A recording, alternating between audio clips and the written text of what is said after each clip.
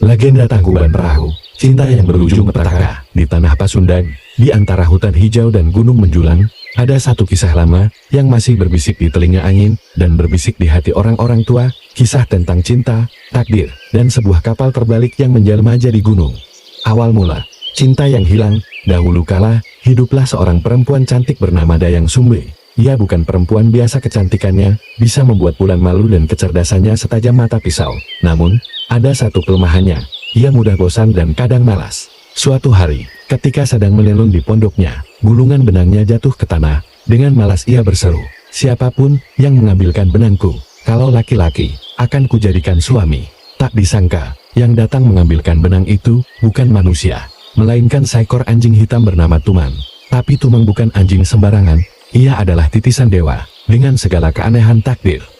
Dayang Sumbi akhirnya menikah dengan Tumang, dan melahirkan seorang anak lelaki, yang kelak menjadi legenda Sangkuriang. Takdir yang tersingkap, Sangkuriang tumbuh menjadi pemuda gagah, kuat, dan lincah seperti Kijang. Namun, ia tak tahu, bahwa Tumang adalah ayahnya. Suatu hari, saat berburu di hutan, ia kecewa, karena Tumang tak berhasil menangkap seekor rusa. Dalam amarahnya, dia membunuh Tumang, dan membawanya pulang sebagai persembahan bagi ibunya. Ketika Dayang Sumbi tahu, bahwa daging yang ia makan berasal dari Tumang, ia murka, dengan kemarahan yang meluap.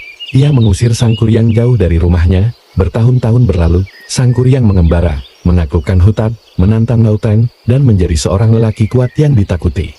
Hingga suatu hari, takdir membawanya kembali ke tempat asalnya, tanpa ia sadari.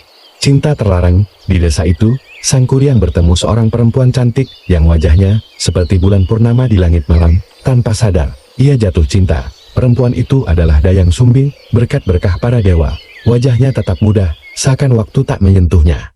Mereka pun menjalin kisah cinta. Namun, saat Sangkuriang hendak menikahi Dayang Sumbi, sesuatu terasa aneh. Saat ia memandang kepala Sangkuriang, ada bekas luka yang sangat familiar. Seketika, darah di tubuh Dayang Sumbi membeku. Ia menyadari bahwa pemuda itu adalah anaknya sendiri. Syarat mustahil. Dayang Sumbi mencari cara untuk menggagalkan pernikahan mereka. Dengan ketenangan yang berbahaya, ia berkata, "Jika kau ingin menikahiku, buatkan sebuah danau dan sebuah perahu raksasa dalam semalam, sebelum fajar tiba."